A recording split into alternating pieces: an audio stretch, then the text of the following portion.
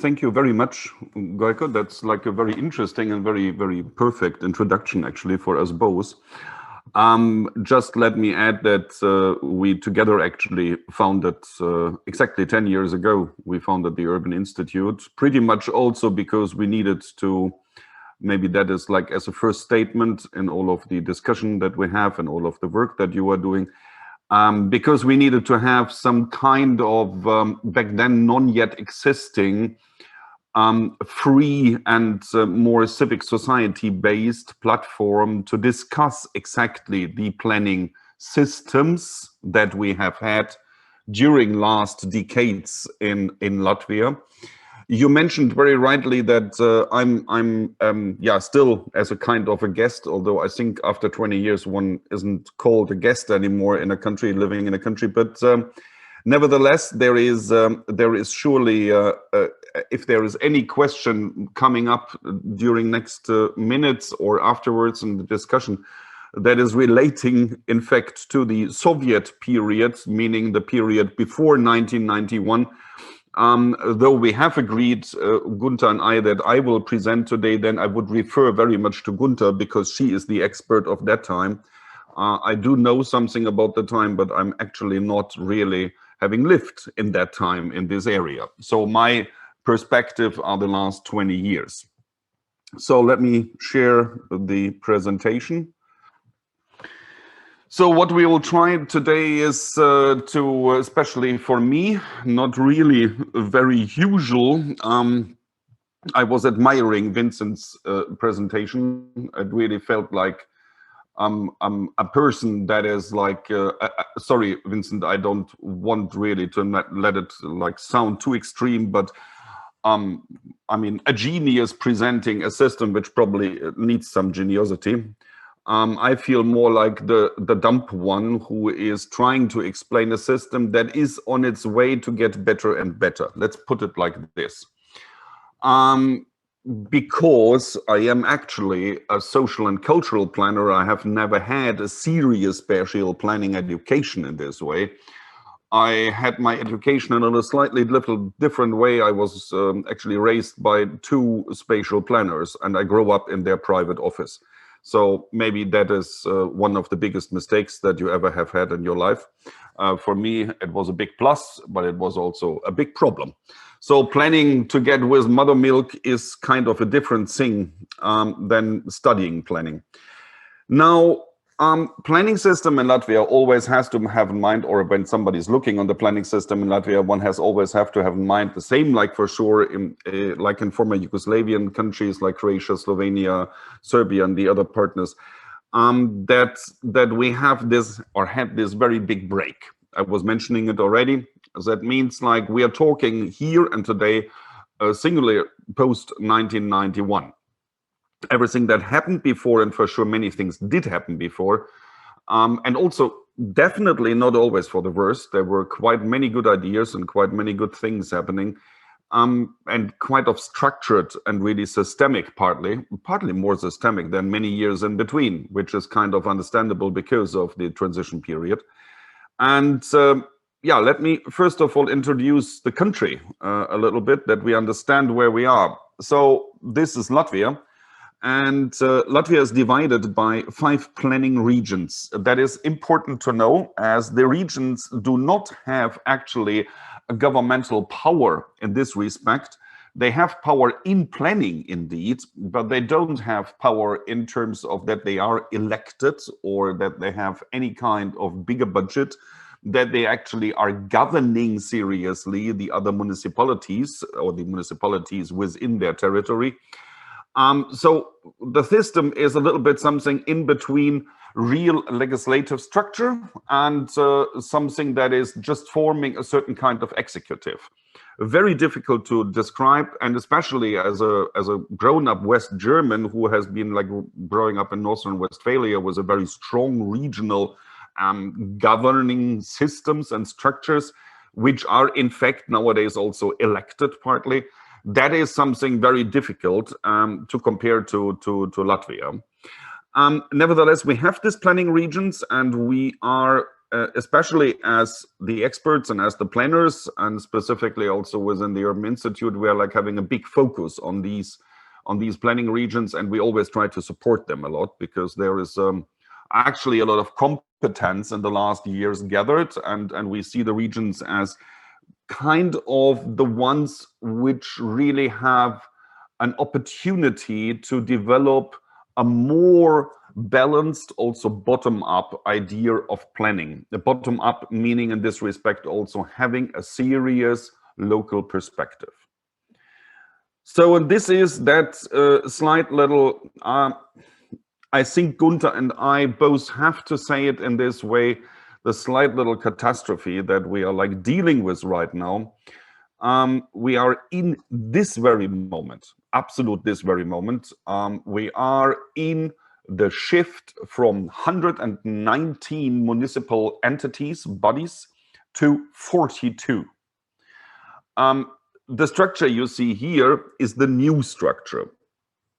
That means we have now 42 municipalities, of which are a few so-called republic cities, which are not just like a kind of a county or district, a regional district, but the rest is all over, more looking like a municipality, like counties, and looking like regional districts.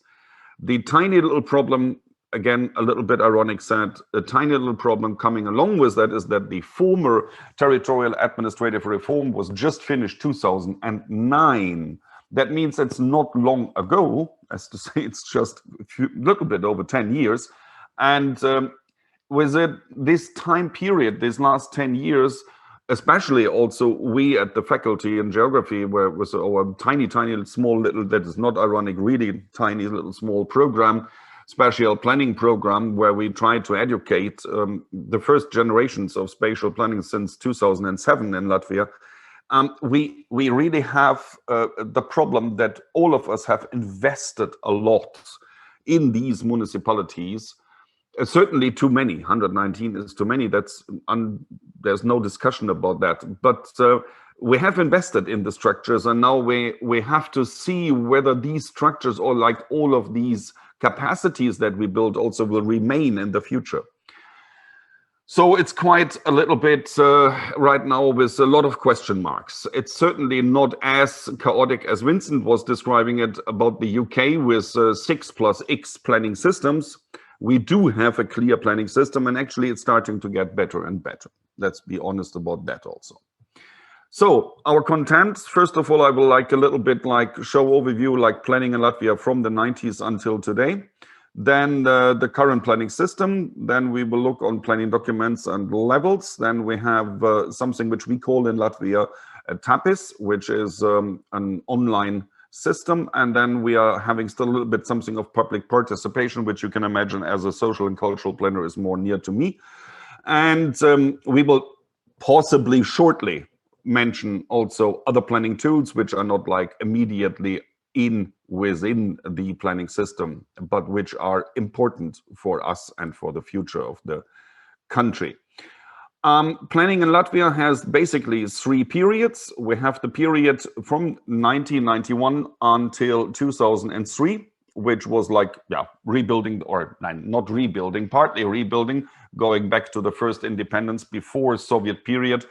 But most of all, in terms of planning, mostly completely new building the system and the first strategic and spatial planning experiences. And then for sure, also very important, this is why it's marking 2003. In 2004, we entered together with our neighbors, with Estonia and with Lithuania, we entered the European Union, which is certainly a very important step.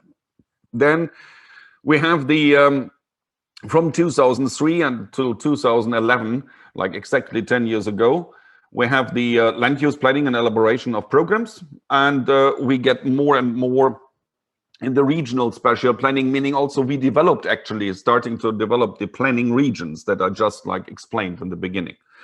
And then starting from 2011 now, we are actually going beyond this and really started to implement also in a legislative and a legal structure. We started to talk more also really about systemic and integrated planning. and also like bringing in the community and village planning. Always, please, when I'm saying this, having in mind we have a density of approximately 20 to 25 persons per square kilometer in Latvia, and we have less than 2 million inhabitants. The figures are differing a little bit. I usually refer to 1.7 million. And we have a situation that really says beyond Riga, we have actually only shrinking communities. There are a few exceptions, but most of communities are rural, partly very rural and very shrinking. So we actually really need a very serious also, like not only look, but concentration and work for more than a generation on what we call community and village planning. Planning in Latvia is basically divided in these three levels. We have the national, which is most of all developed as kind of policies. We have the regional, which is the guiding measure, and we have the local, which are the binding spatial plans. So the development of the planning system law that we are currently working with is from 2008, and the spatial development planning law is from 2011. And we have to be very precise also that the normative systems and the regulations done by the Minister of Cabinets and also partly by other institutions, for sure, also courts are not unimportant. So also this normative system is now, after this only 10 to 13 years, like slowly adding up and also developing the system further on. This is, as we like thought that this is probably like also shared afterwards, the presentations, you will find here definitely the links then for that. And what is very nice, most of the material is available in English language. So there is not a big problem to understand the ideas and go through this. So the current planning system, we go like from top to down.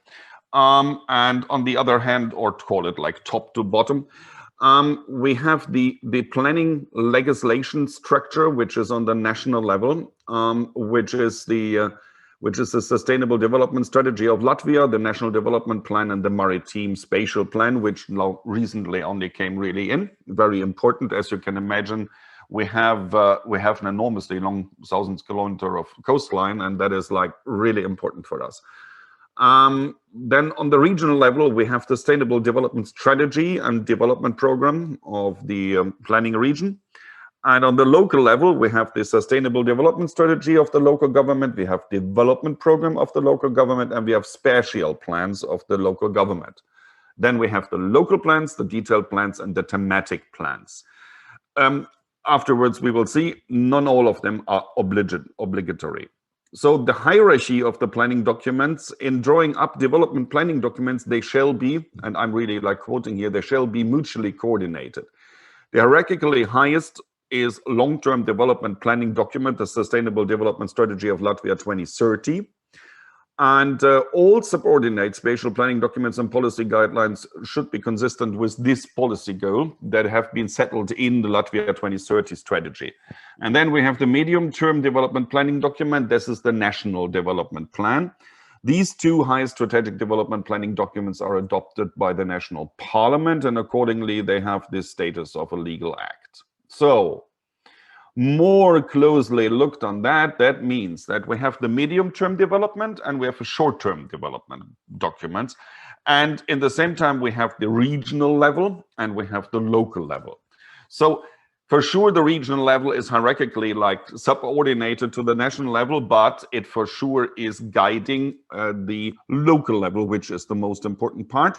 And we should also look on, this is very important, once again, mentioning the importance of our regions, that exactly also in the, as to call it, capitals of our regions, we have meanwhile in the last 10 years, exactly what I said already before, we have like really built up enormously, brilliantly developed teams of planners, partly very young still, who are really like engaged and professionally trying with a whole lot of passion to really develop a structure with which to work. And in the moment, we have to really hope that all of this is not being destroyed by these, again, I don't know, the uncountable many reforms of the territorial structure of Latvia we are like right now actually facing, so that these are continuing to work afterwards in a similar positive way as they have done that before. On the national level, this is a future spatial structure of Latvia that you can see here, which is one has to say like 2030, as to say like a picture, like everything brought inside that you can bring inside, possibly. Very important in the moment also that you are looking on the yellow dots, which are the national important developments, that's to say like cornerstones. These are like the most important and relevant cities also, or smaller assemblies of, call it a city region. So we have the Sustainable Development Strategy Latvia 2030, we have the National Development Plan, and we have the Maritime Spatial Plan, which, as I mentioned already, plus also the Coast Protection Plan, only lately it has really settled and is quite very important, because we have, especially also on the coastline, in Riga's Bay, most of all on the western part, northwestern part of Riga, Riga's Bay also, as an example, we have like very difficult situations because land is like floating off, and we really have to deal with the situation, and we have to find ways how to protect the communities also there. Versus nature, also that for sure, and a question, I mean, how much can we protect nature, how much we protect our communities? So there are many discussions coming out of this. Then on the national level, this is the Coastal Development Plan as a thematic plan, just to give you an example. This is how something like this is looking like. And that has been, as I said, recently only been done, which was awaited for a very long time, because you see, we have, for our circumstances, quite a long coastline. Then on the regional level, we have the Sustainable Development Strategies, also spatial perspectives, we have the development programs, and we have regional thematic plans. And as an example, you see here on the left side in Latgale, which is the eastern region of Latvia, a community intensivation, and in the center you can see Riga surrounded. This is the Riga region, and with its like population dynamics also. And on the right side you see a part of the very western part of Latvia, of Kurzeme, or Kurland in English, which is here specifically, as far as I can see it in the moment, also a transportation issue. So on the local level, we have sustainable development strategies, and which are obligatory. I always mentioned it behind. Then we have the development programs, which are obligatory, and we have the spatial plans. In Latvian, indeed, they are called territorial plans. This is really important to know. Therefore, the classic idea of the spatial plan, as we understand it, in say like in English language, is not in this way existing exactly. So we have also for the word spatial, there are many possible, not many, but a few possibilities in Latvian language. Therefore, the whole situation is a little bit more tricky and a little bit more difficult, but we call them therefore territorial plans. So it's a physical and the land use plan, and this is obligatory. But then again, as already mentioned, the local and the detailed plans and the thematic plans are not obligatory, but more often also used. This is, just to throw it in, the try to a little bit more on a philosophical level also to understand the links. That was actually done with the Riga development strategy years ago. They developed this kind of idea, which I find quite interesting and sophisticated also, to understand how we are, not only in terms of time, as you can see, strategies are long-term, development programs are middle-term, thematic plannings are term fixed by the municipality, can range from like short to like very long-term. But in order to understand the dynamics and the systemic approach and how much everything is actually connected with each other and how important each single part of it is, this kind of integrated planning approach that we are trying to build up in Latvia for years now is kind of a bit visible here. And I, therefore, even if it's a very easy picture and looks a bit chaotic, I love it. So the Sustainable Development Strategy. Again, quotation of a local government long-term spatial development planning document, laying down the vision of the local government, the long-term development, the strategic objectives, the development priorities, the spatial development perspectives, and that all in written and in graphic format, as well as in spatial development perspective, the guidelines. And this is really this important issue that we are strictly dividing there between the guidelines for the spatial development and, on the other hand, looking on the development strategies. And the most significant spatial structures, the settlement structure, the nature areas, main transportation corridors, technical infrastructure, and the spatial development priorities, where their insight also then very often comes for sure. Again, like also within the strategy, the development priorities, very much the ideas also, for example, of my more specific profession of social and cultural planning, which we, by the way, pay quite a lot of attention lately in Latvia. And this is certainly not only because of changing legislation, but also because of, I have personally the feeling, just as to reflect on that and that level here, due to, say, like a more and more investment in capacity building that we have done during last 10 years. And it's not only among professionals, but it's also tangible that it is among population is rising the idea of understanding a little bit something about planning and trying to also involve themselves really. So this is a very important document, and it has been worked upon. I partly, and Gunta also, we partly worked on this as well, and it was as to say that really, it was a hell of a work. The Sustainable Development Strategy Riga 2030, and just to give you an impression, this is very important for us because here you can see one aspect: the city is not the limit.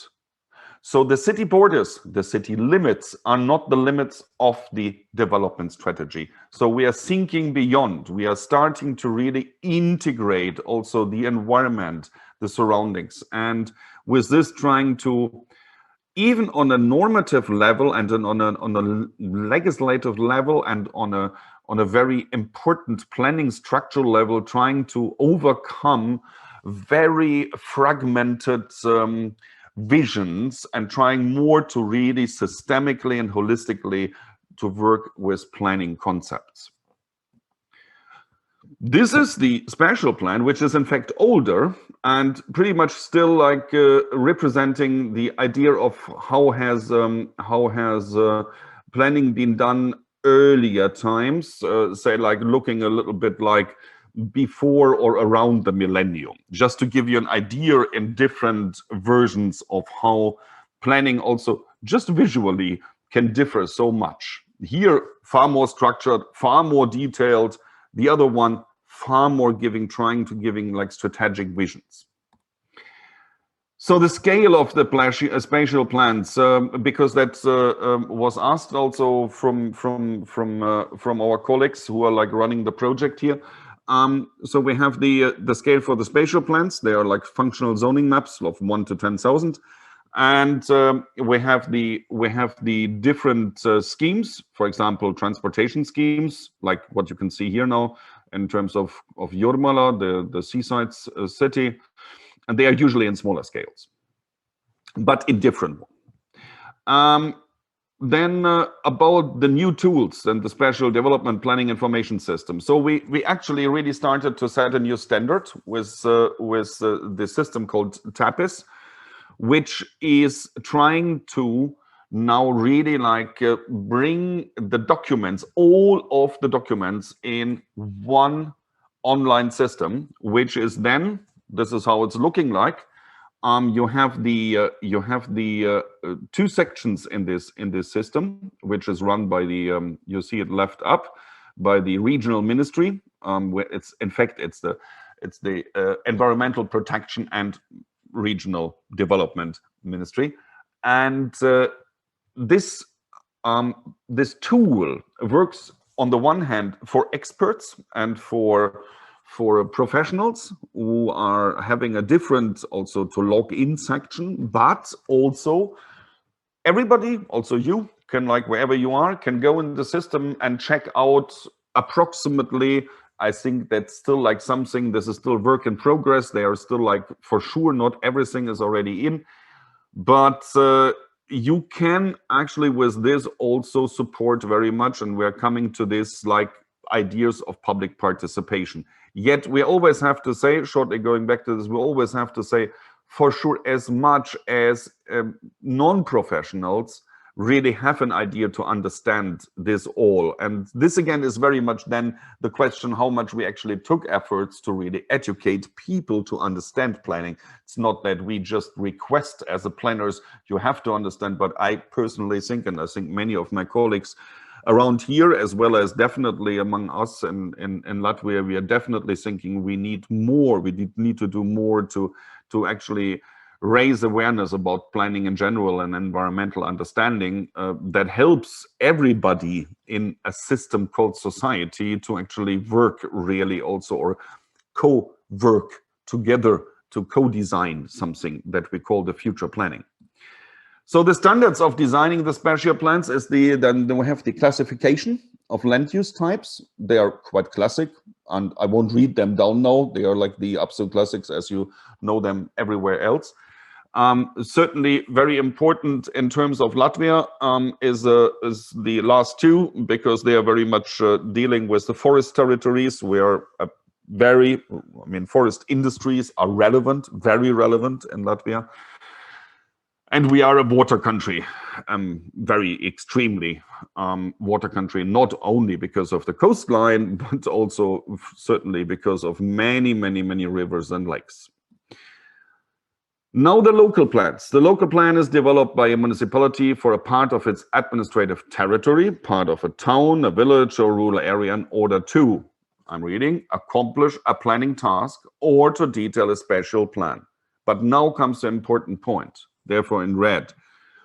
Or, and this is the power the local plan has, amend a spatial plan insofar as the local plan is not in contradiction with the sustainable development strategy of the local government. And for sure, also within line and in guidance with the regional and most of all also national plans. That's logical, but it has the possibility to actually change, to amend. And that is happening obviously more often. So we can see there are like developments going on. Here you can see these are just examples. This is like on the left side, apbūves, that means that it's like a building map. On the right side is the street structure. Then we have another one, which is on the left side is the transportation movement. And on the right side is an example as, for example, for the rain canalization and drainage, melioration systems. Yeah. So these were examples, but now we are going to the detailed plan. A detailed plan, or a spatial plan, as it is also called in Latvia, in order to specify the requirements for the use of specific land units and building parameters, as well as to adjust the boundaries of land units and restrictions. The detailed plan here, in this case, once again, an example from, that must be indeed again Riga, if I'm not mistaken, yes. A detailed plan may be prepared if the local government spatial plan does not cover the spatial utilization and building conditions of specific land areas, but may not aim amend the spatial plan or local plan in the functional zoning. The scale is usually 1 to 500, but these detailed plans are in fact, as for example, comparing it to Germany, or other Central European countries, not at all that often used in Latvia. This is a very interesting fact, but it has for sure also to do with the situation that I talked about, that in the very beginning I explained you the enormous density that was meant ironic. So we have such a low density of population in Latvia that very often there is simply not a need or a question for a detailed plan existing at all. The public participation. This is the official part of it. So spatial development is planned through public participation. During the public participation, the interests of private individuals and public interests are balanced with a sustainable spatial development. This is the official way how to put it. But now the question is that how much are we actually really paying attention to this obligation for collaboration? And that is not really existing. So we have an obligation, but that is like after the draft versions have been already developed. And then it's just about a like or dislike. It's not yet, and this is what we still have to really work upon, it's not yet that there is a serious cooperation and collaboration in order to co-design the elements and really work out together. Which doesn't mean that it doesn't happen in some cases, but that is then again a positive move by the municipality, that is a positive move by the developers. It is the planners, and it is not immediately that it's obviously really obliged. Interesting enough is that we have changed this law back to this more, how to say, less public part. It was before demanding more. Then, nevertheless, very important, everybody has the right to become acquainted with the spatial development planning documents, which handed over for public discussion, to participate in the public discussion, to express and defend his or her opinion, and submit written proposals within the specified time period. And the authorities have a duty during the development of spatial development planning documents to evaluate in a balanced way the proposals expressed and substantiate their decisions. This is, to my mind, logical for a democratic system and absolutely necessary. And here comes really inside this whole idea that I introduced earlier. This is this online system, TAPIS, which really in the future already know, but as I said, we need also to educate for sure the public more about this, but it will assist in the future quite a lot in order to really like guarantee that people are having better access to everything that happens in their environment and also can involve themselves. So, I mean, the correlation of the physical and strategic planning, once again, these two maps that I showed already in the beginning, that is very important here in that moment, because we have the strategic planning is stronger at national and regional level. And now the second elaboration period of sustainable development strategies and spatial perspectives have started in 20 and 21 at the local level due to administrative territorial reform. But on the other hand, everything came to a halt because of COVID. That's also very important to mention. So we are in a very awkward situation right now. And thirdly, on the 5th of June, we will elect new governments for new municipalities, of which we are not yet all of the inhabitants really sure to which municipality they even belong in the future. It's very interesting what happens in the moment.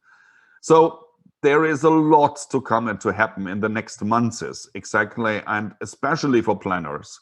It will be an enormously interesting period, and probably we shall report back to you in approximately a year to explain you where are we and how have the things been really changed, or how did we manage to continue with everything.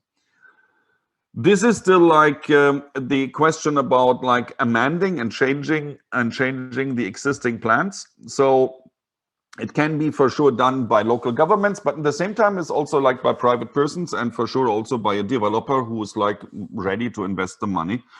It can be done anytime.